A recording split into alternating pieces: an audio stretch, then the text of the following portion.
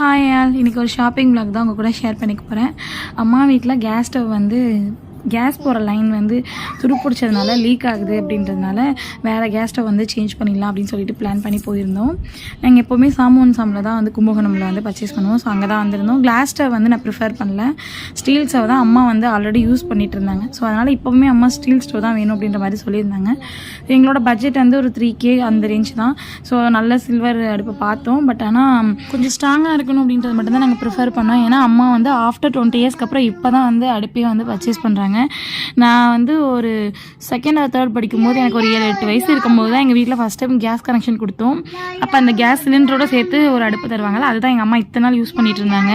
இப்போ எனக்கு 27 வயசு ஆகுது. ஸோ அவ்வளோ நாள் அந்த அடுப்பு உழைச்சதே பெருசு. ஸோ டேமேஜ் ஆனதுல அந்த அடுப்பே எங்கள் அம்மா சேஞ்ச் பண்ணுறாங்க.